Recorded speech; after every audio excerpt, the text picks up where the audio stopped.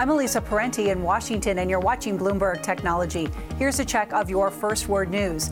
President Trump isn't backing down from threats he made this weekend to target EU-manufactured cars if the bloc retaliated against his plan to impose new tariffs on steel and aluminum. He doubled down on that warning during a meeting today with Israeli Prime Minister Benjamin Netanyahu. We can't do business in there. They don't allow. They have trade barriers that are worse than tariffs. They also have tariffs, by the way, but they have trade barriers far worse than tariffs. And if they want to do something, we'll just tax their cars that they send in here like water. Protesters marched from the Washington Monument today toward Capitol Hill, demanding congressional action to protect hundreds of thousands of young people from deportation. The DACA program is set to end today after a deadline imposed by Attorney General Jeff Sessions. Meantime, President Trump blames the Democrats for failing to pass legislation. He tweeted today that Republicans are ready to make a deal.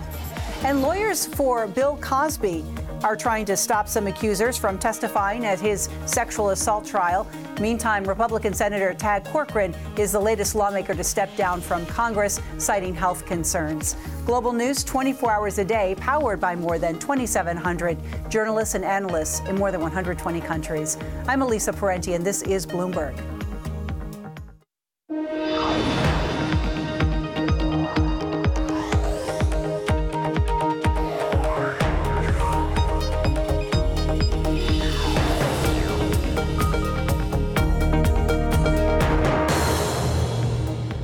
And this is Bloomberg Technology. Coming up, Broadcom's upper hand. The U.S. chip maker is on course to win over the board at Qualcomm in time for the big shareholder vote in what would be the biggest merger in tech history. Plus, social media platforms under pressure again after populism crushes the competition in Italy. And the bank of Amazon, the company's new moves into the world of financing.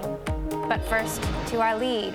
The war of words between Qualcomm and Broadcom heating up again as Broadcom attempts to jump a new hurdle in its $117 billion bid to take over the rival chipmaker. Broadcom claims that Qualcomm secretly filed with the Committee on Foreign Investment in the United States to investigate the proposed deal over national security concerns, calling it a, quote, blatant and desperate move. Because of the committee's investigation as to whether Qualcomm, which is based in Singapore, can purchase the U.S. chipmaker, Qualcomm has delayed its board meeting for 30 days. Broadcom is believed to be on course to win the majority of Qualcomm's board seats at that meeting, but Qualcomm has fired back, accusing Broadcom of deliberately seeking to mislead shareholders and the general public. So, lots to unpack here, and to do so, I want to bring in our Bloomberg Intelligence's Matt Larson, who covers tech litigation. Also with us, Brooke Sutherland of Bloomberg Gadfly, who's been covering tech deals and the industry. Matt, I want to start with you. This shareholder meeting was supposed to happen today. It did not. Unpack the nuts and bolts for us here. Sure. So what happened is Cepheus issued an interim order requesting that Qualcomm delay its meeting for 30 days. Typically what happens is Cepheus will undertake reviews. The Committee on Foreign Investment in the United States. Exactly. Otherwise known to lawyers as Cepheus.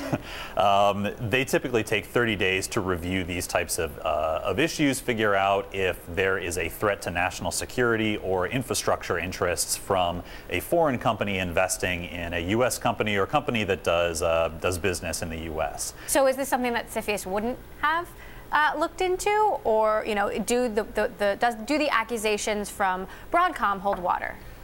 It's something that Cepheus usually looks into, but much later in the process. Typically what will happen is two companies where there's a foreign acquirer or significant foreign interest, they will file a document with Cepheus looking for approval. But that's typically after, the ink is dried, they've decided to do a deal, or they've at least, agreed to enter into a transaction. Here, you're getting a little bit of gamesmanship by trying to stir up doubt in shareholders' minds as to whether or not they actually want to vote the Broadcom board members into the Qualcomm board. So, Brooke, what is Cepheus actually concerned about, if indeed they are really concerned?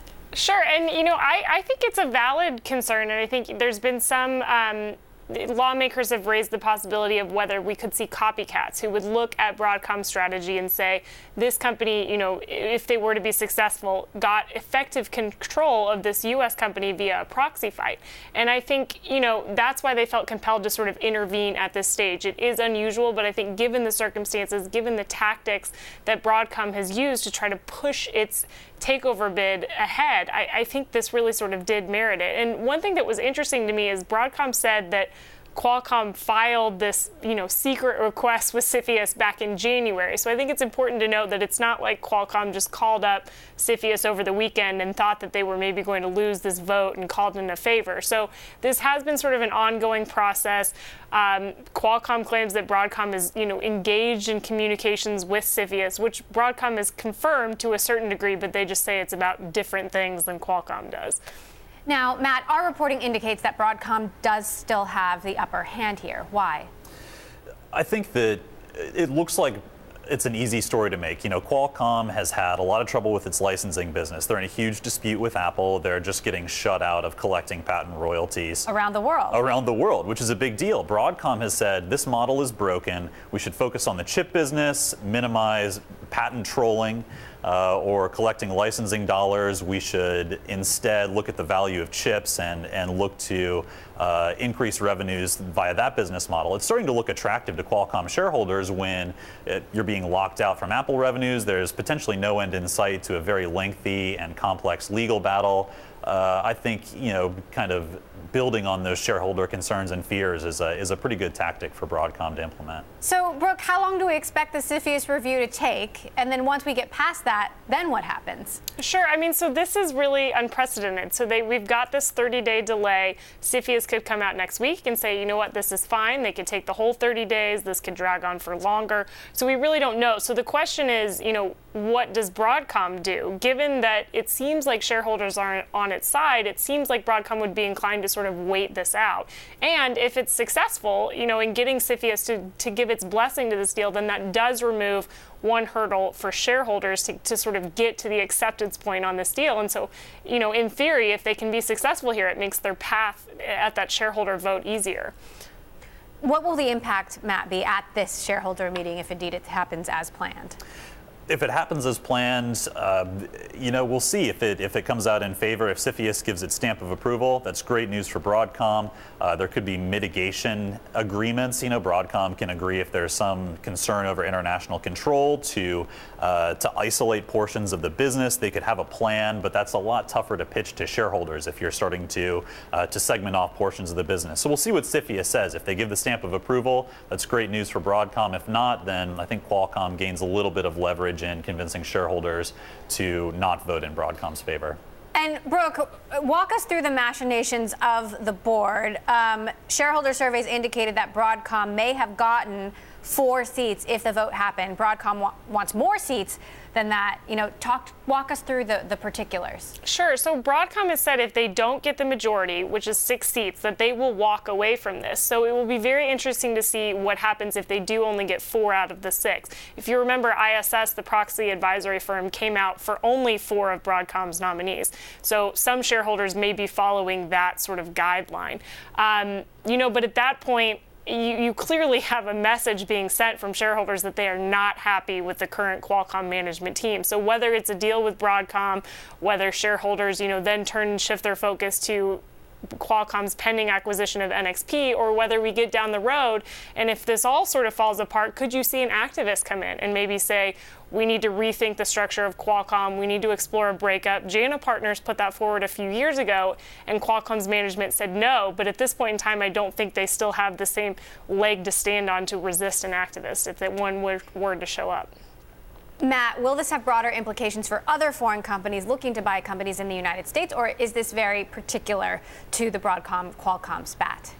The situation is particular to the issues here. Another interesting wrinkle is Broadcom is looking to restructure and incorporate in Delaware, so to become a U.S. corporation. But certainly, there's a lot of consolidation. There's a lot of activity in semiconductors and in tech generally. So if you are a foreign company, you're always looking for trends as to how the Cepheus courts are ruling. It's not a very transparent area. A lot of it is, seen as cloak and dagger behind the scenes, and so any public indication as to how Cepheus is treating these type of matters is an additional data point, is additional information that the market will take in, and it kind of shows where hurdles are and what the priorities of various administrations are.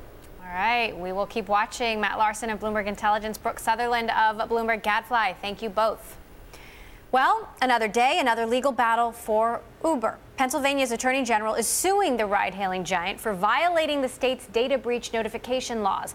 The suit says Uber failed to disclose the hack that affected over 13,000 Uber drivers in Pennsylvania. Uber had known for a year that this breach potentially impacted 57 million passengers worldwide. Under the law, the AG's team can seek civil penalties as high as $13.5 million from Uber. Coming up, the votes are in and Italy is getting a new anti-establishment government. And once again, people are ready to blame social media for the outcome. That's next. And if you like Bloomberg News, check us out on the radio. You can listen on the Bloomberg Radio app, Bloomberg.com, and in the U.S. on SiriusXM. This is Bloomberg.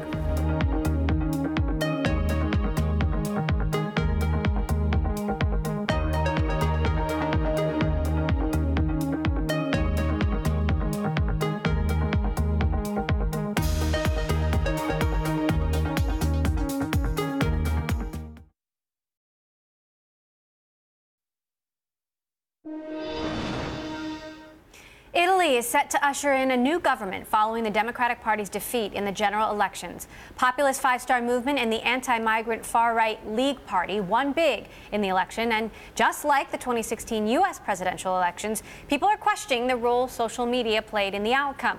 Bloomberg's Anne-Marie Horton filed this report from Rome. Populism has swept the Italian election as more than 50% of Italians voted for anti-establishment, Eurosceptic and anti-migrant parties. It was so bad for the establishment Democratic Party that's currently in power that leader Matteo Renzi, former prime minister, had to resign. But it's still serious gridlock here in Rome as no single party has enough votes and yet no coalition has been formed. And Bloomberg News has been looking into the role social media has played in the lead up to this vote. Fake accounts on Twitter and Facebook that have laid dormant since the 2016 referendum campaign sprung back to life before this election. The Atlantic Council, which is a digital research firm in Washington, said in the lead up to the vote that they were detecting an attempt to popularize the more extreme parties, both right and left, via bots. These bots can, of course, exaggerate the support for smaller factions and spread false information. The lab may have been right, as Italy's most extreme parties outperformed the establishment in great numbers. Bloomberg News, Anne-Marie Horton in Rome. Now, to dig deeper into the social media tech effect on the Italian elections, I want to bring in Bloomberg's Caroline Hyde from London. So is it a fair criticism, Caroline, whether social media is to blame? Well, I think it's certainly questions have got to be asked, because at the very heart of this election is social media. At the very heart of this election has been the power of the internet, because, well, in 2009, when the winning party, now, well, the biggest party certainly voted in, which is, of course, the Five-Star Movement, it was created out of a blog. In fact, we heard quoted over the weekend the other key beneficiary over the course of this election, which has been the League, which is the right-wing party. The leader of that party, Matteo Salvini, says, "Thank God we have the internet. Thank God we have Facebook." That was what he was quoted as saying, because they can get their sort of messages directly to the audience without going through the beady eyes of the media, and instead inflame those concerns about immigration and see once again populism storm to the front in Europe. I think it is key what Anne-Marie was highlighting was that we are seeing bots coming up alive and kicking, whether it's across Twitter, whether it's across indeed Google or Facebook.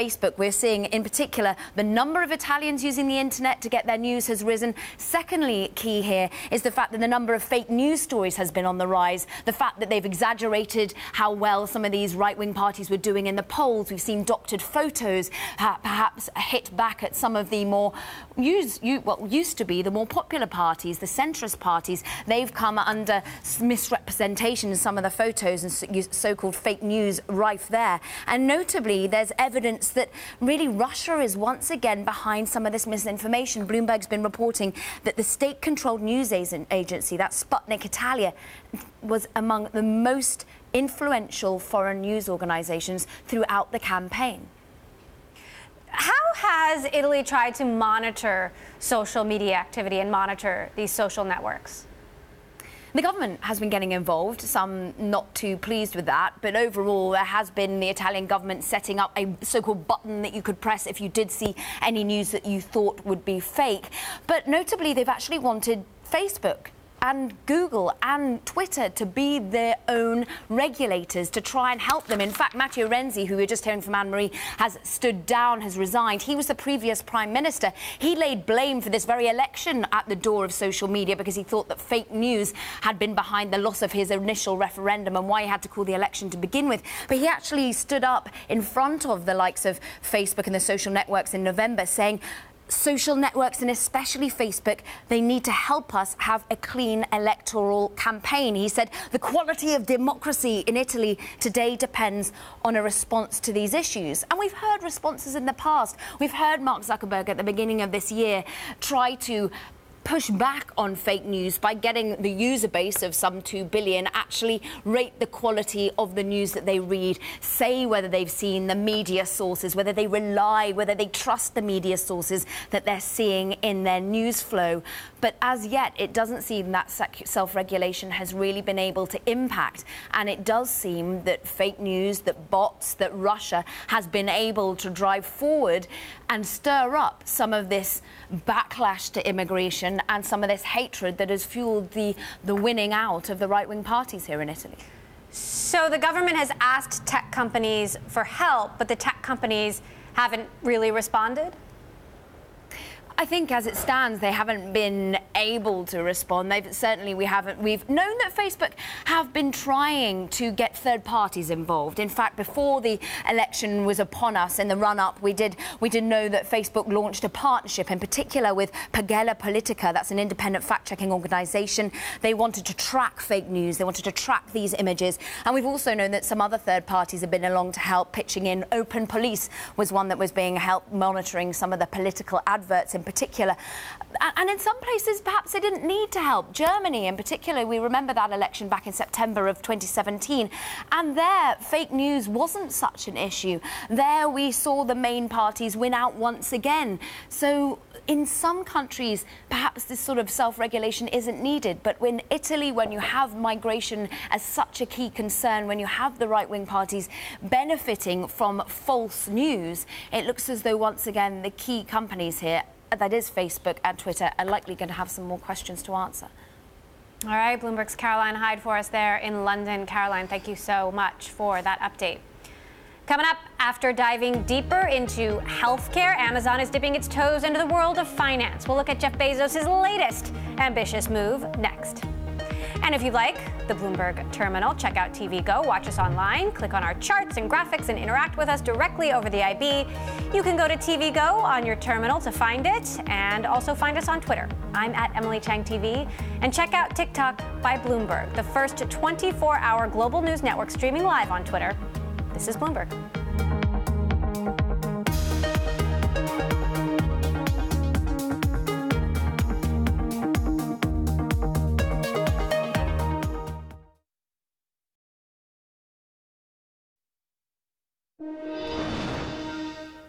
Apple is getting ready to turn up the volume with new high-end headphones. Bloomberg has learned that Apple is working on noise-canceling headphones, but unlike its current wireless earbuds, these would be over-ear devices to rival market leaders like Bose and Apple-owned Beats by Dre.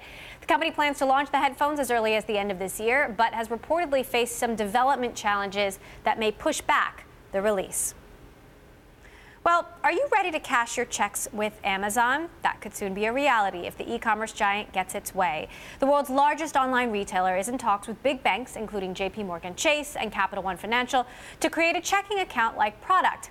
Now, Amazon already offers some financial products like Amazon Pay and a pseudo debit card called Amazon Cash. But just what will this new foray into finance mean for banks and customers?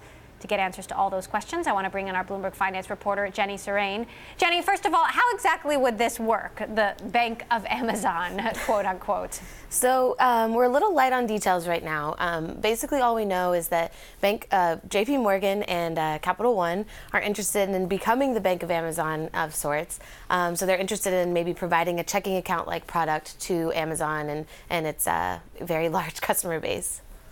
What kind of risk does that involve Amazon taking on? So that's a really good question. I mean, I think, in terms of risk, there's not much risk in a checking account. I mean, that's like your money that you have from your paycheck. So there's not too much risk. I think the question really is, why isn't Amazon doing it itself? It comes with a ton of regulation in terms of the capital that you have to hold against that, the expenses that it takes to meet all the regulatory requirements. And so obviously banks like JP Morgan and Capital One, they do this every day. So it's a little bit more bread and butter for them. This isn't Amazon's first foray into finance, right? Talk to us about the footprint that they already have here. That's actually a really good point. So they've offered a lot in terms of small business loans. They obviously have a credit card already with JP Morgan and Synchrony Financial. But one of the things that they also did last year was they offered, it's more of like a prepaid account where you load money into an account and then Amazon kind of gives you a little bit of cash back. It's called Prime Reload. And so it's interesting that now they're actually making this deeper push into deposits. Maybe it signals that Prime Reload took off and they are maybe holding a little bit more deposits than they wanted to, or maybe it signals that they found a lot of demand for that and just feel like a bank like JP Morgan or Capital One would be better equipped to meet some of those needs. But they have gone down this path already, and so it'll be interesting to see kind of where they take this. When Amazon decided to start exploring the health insurance industry, health insurance companies got worried. Should banks be concerned here about Amazon moving onto their turf? It's a good question. So I think a lot of the time when you look at Amazon and it's making a foray into your industry, maybe you're a little worried because they've just shown dominance in everything they've ever done. But for banks, this actually seems more like an opportunity. You know, they're going out, they're partnering with some of the biggest banks in the industry. And so it seems like, if you're a JP Morgan or you're a Capital One, a good way to get customers, a good way to get deposits, and it's probably a lot cheaper than the traditional customer has to go into a bank branch to talk to a teller. So I think in terms of Amazon's foray into deposits, at least, it's a good news for a bank. And quickly, how many customers do we think would be interested in something like this? It's hard to say. They've said that it's largely for low income or younger consumers who aren't really banked yet, and the FDIC has said that there's 10 million of those in the country, so lots of the field to cover. All right, Jennifer Serrane of Bloomberg News, thank you so much for filling us all in. Coming up, a group of female investors trying to shake up how the VC world operates. We will talk to one of the founding partners of Angels next. And Bloomberg Tech is live streaming on Twitter. Check us out at Technology, weekdays 5 p.m. in New York, 2 p.m. in San Francisco. This is Bloomberg.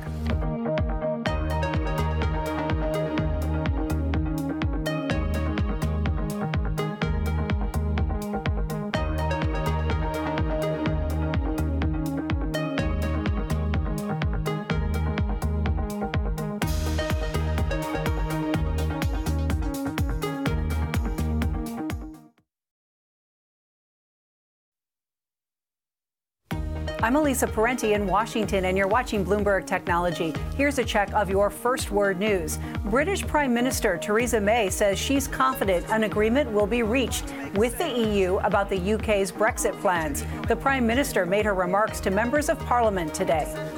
We are close to agreement on the terms of a time-limited implementation period to give governments, businesses and citizens on both sides time to prepare for our new relationship, and I am confident we can resolve our remaining differences in the days ahead. Italy's former premier Matteo Renzi is stepping down as Democratic Party secretary. It is obvious as a consequence of this result that I will leave the leadership of the Democratic Party as per the statute.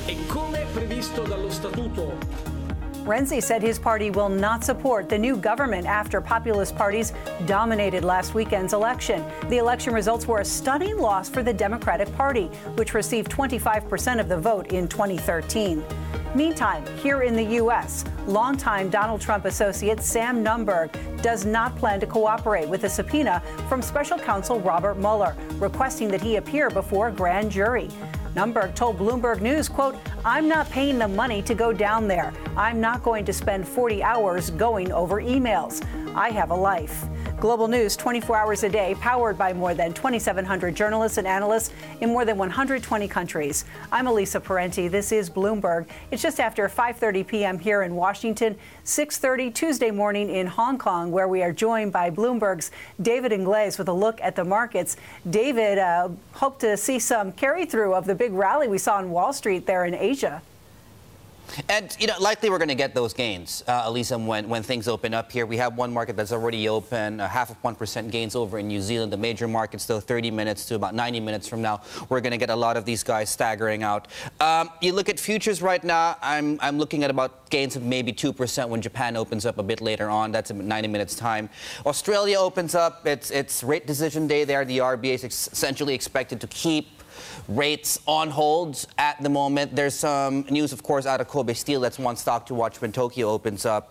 Reports out of the Nikkei that the CEO might be stepping down following, of course, the falsified data scandal. Have a look at currencies at this point in time. So the Canadian dollar, I'm just looking at that right now, still roughly on the defensive, if you will. And we also have inflation numbers coming through out of the Philippines and also out of South Korea. So it's a fairly busy trading day ahead. And looks like we're going to get the first day of gains in 6. I'm David Ingles here in Hong Kong. More from Bloomberg Technology next.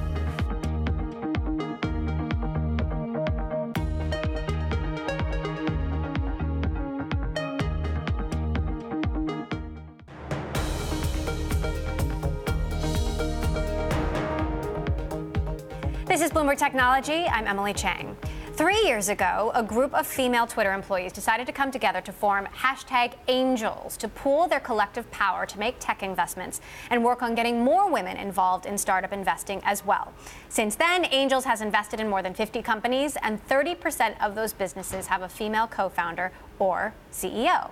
Jessica Verrilli, a former Twitter vice president and founding partner of Angels, joins me now here in the studio. I'm so glad you're here because I've been trying for 3 years to get you guys to come on the show to talk about this, and it's actually 3 years ago this week. Exactly. That you founded Angels. Talk to me about what the origins were, where the group started, and how it has evolved. Absolutely. So Angels was founded by myself and 5 other technology executives. We formed a close bond together over our experience in working at Twitter together. And one day, I think it was my birthday party, in fact, the 6 of us were having a discussion and decided we should be more active in the industry, investing and trying to help shape the future set of companies coming out of Silicon Valley. And as a group of 6 women who have built our career in the industry, we felt like we should lean into this opportunity and angel invest, and we had seen many of our male colleagues do. Now, some of you still work at Twitter, some of you have moved on, but Angels has remained, and you've held these massive women's networking events and dinners, and you're engaging with, the rest of the VC community as well. Talk to me a little bit about the mechanics, because you've made over 50 investments, but you don't all have to agree, and you don't all have to invest, right? That's right. So we're an investment collective. So the 6 of us make individual investment decisions, but we collaborate to share knowledge, share networks, build a brand, and build something bigger together. We've invested, as you mentioned, in over 50 companies, but our mission is really to get more women on the cap tables of successful startups. So in addition to investing, we host events and conversations to promote and support women in the industry. And I'm excited to talk to you a little bit about the cap table thesis. So let's talk about what the cap table is. This is basically the document that lists the payouts of who will get what or how much when a startup exits, right? Mm-hmm. And your point is that there's a huge gender gap on the cap table. How big is that gap? We think it's significant. So the cap table, as you mentioned, records who owns companies, records the shareholders and how many shares each own. And in Silicon Valley cap tables, there are 4 groups of people that get major ownership in a company: founders, executives, early employees, and investors. And we know women are underrepresented in every one of those categories. So even if, for example, a company has 30% women in their workforce, if they're not in those key roles, it's likely they own much, much less of the company. And we think this is really important because the wealth creation that occurs through the cap table of Silicon Valley is what funds many of the downstream institutions in our industry. So if you want to start a VC firm, or you want to angel invest, or you want to bootstrap a company, having the financial resources from an exit and being on the cap table is really critical. So if we don't have women and underrepresented minorities participating in the wealth creation of Silicon Valley, that's an issue that we think matters, something we want to talk about, get founders and venture capital firms to begin measuring and publishing. So we know women are underrepresented among investors at tech companies at large, but what you're saying is they're even more underrepresented in the wealth creation and the amount of money that people are actually making. You're calling on various groups to, make some changes in how they do business to change the gender gap on the cap table. One of those things you're asking is for founders to prioritize diversity when considering who to take money from. Well, founders might say women investors don't have the track record yet, or that's the same thing that LPs say when I ask them about why they're not investing in more female-focused funds. What's your counter to that response? A lot of opportunities in our industry come from relationship networks where early employees or co-investors are a simple phone call from someone who has access. And so we think it's really important to diversify those relationship networks and bring women and underrepresented minorities into the offsites and the social meetings and the seed of this community that brings a lot of access to opportunities to co-invest, co-found, or be early employees of these companies. Now, you actually left Twitter for a few months to work at Google Ventures, and we know that women are underrepresented in VC. Why do you think this problem has persisted in so long? You then went back to Twitter. Jack Dorsey, when he returned, he asked you personally to return. What was it that you saw in the world of VC that sort of made you realize why this is such a problem? I love investing. It's actually the first job I had out of college. I was on a different venture capital firm. I've been angel investing really actively the last 3 years. I think there are a lot of systemic reasons why women and Black, Latinx, and other racial groups are underrepresented in our industry. What we're trying to do with Angels is, one, be visible examples so we have more role models of prominent women in the industry, and we are hoping to help women take on these key roles so that there can be more wealth creation in the industry to ultimately promote more diversity. Now, I got to ask you about Twitter, since you worked there for so many years. Twitter had what maybe its first or one of the first TV commercials during the Oscars. Last night, the main Twitter account sent out this tweet saying, "We stand with women around the world to make their voices heard and their presence known, to bring them front and center today and every day. Join us as we say, here we are." Last week also, Jack Dorsey said he's recommitting Twitter to increase the collective health of conversation. And this is a company that has struggled with healthy conversation. In many ways, it's been sort of a tool for women's voices to be heard, but also for them to be silenced. Do you think that Twitter really can become a nicer place? I do, and I believe that because I know how committed that leadership team is. And I was excited to see Jack's tweet last week, which I thought was transparent. It was candid, and they were asking for partners to help them solve these problems. What are some of the things that you learned at Twitter that you are integrating into your investment decisions? Gosh, Twitter was such an incredibly interesting and complex company. I think culture and how you build the early team of a company has a lot of influence. And so we work with founders when they're in the early stages of building their teams to bring in particularly diverse networks of early employees and co-investors. All right.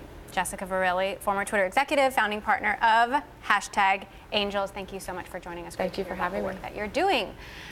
I should note Bloomberg LP produces a global breaking news network for Twitter called TikTok. Well, Ireland's Finance Minister Paschal Donohoe said the government is committed to collecting a massive tax payment from Apple. While Apple and Ireland appeal the EU ruling that the tech giant must pay roughly $16 billion in taxes to Ireland, regulators demanded that Ireland hold the money in escrow until the process is complete. Speaking on Bloomberg Television, Paschal said the right procedures are in place. Take a listen. Well, I'm absolutely committed to putting in place the right kind of procedures and processes to collect this money and put it into an escrow account. We disagree profoundly with the assessment that the European Commission have made in relation to our tax policy. But while we are contesting that in court, we will be meeting the requirements that we have under European Union law. All right, coming up, Beijing is encouraging its largest tech firms to bring their listings home. We'll head to Asia next. This is Bloomberg.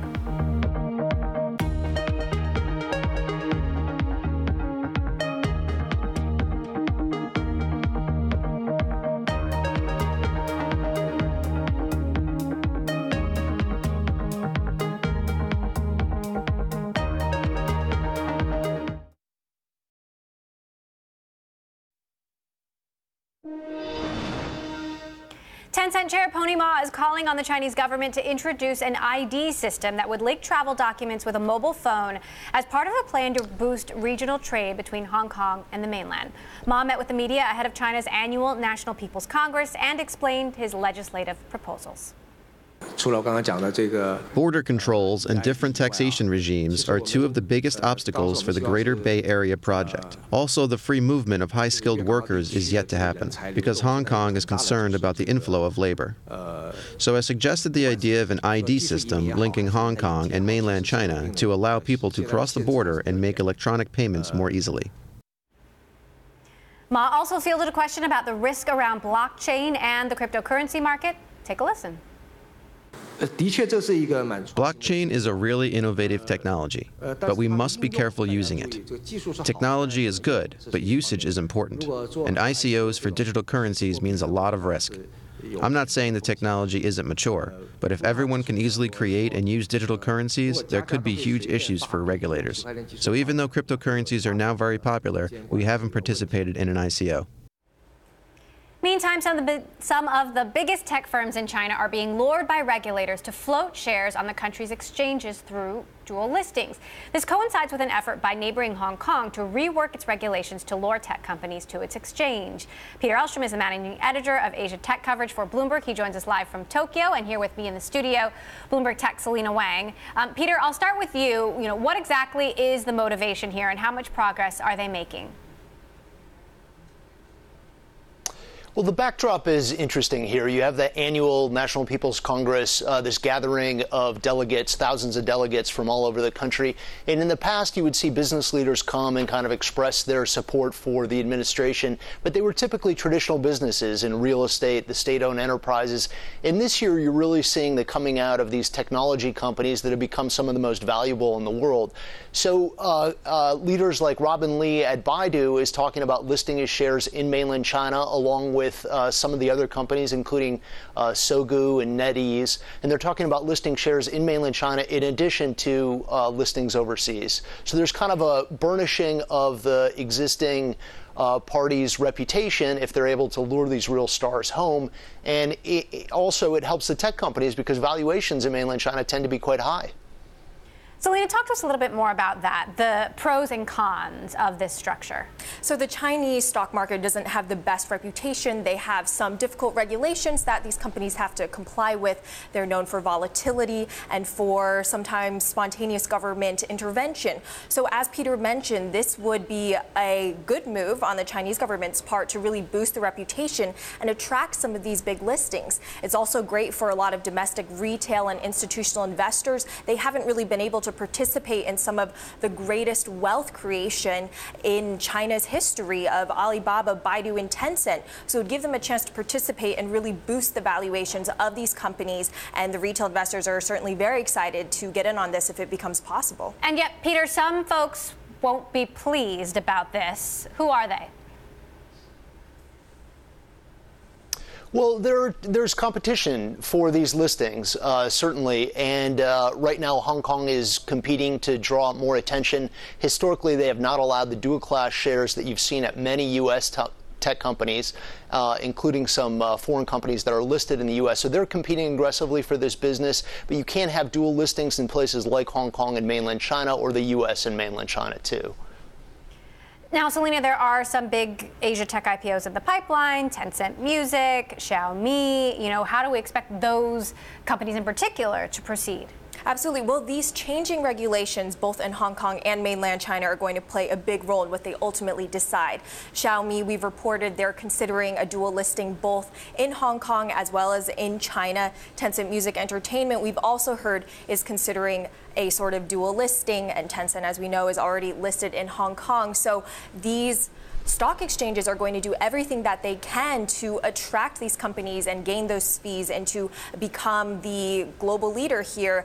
Hong Kong, as we know, has really fallen far behind New York in terms of attracting these companies, and they really want to get ahead of the game again. And Peter, do you have any thoughts or inklings as to how those potential listings could play out this year? Well, it's interesting for Xiaomi. Certainly the big prize is going to be Xiaomi this year. We've reported, as Selena mentioned, that they're leaning towards Hong Kong as their primary listing. But if they do list in mainland China, too, they would tap into that consumer demand. They'd give customers of Xiaomi an opportunity to buy into the shares, and that could help their valuation quite a bit. So it'll be interesting to see how that one plays out in particular. All right, Peter Elstrom for us out in Asia, and Selena Wang with me here in the studio. Thank you. That does it for this edition of Bloomberg Technology. Reminder, we're live streaming on Twitter. Check us out at Technology, weekdays 5 p.m. in New York, 2 p.m. in San Francisco. That's all for now. This is Bloomberg.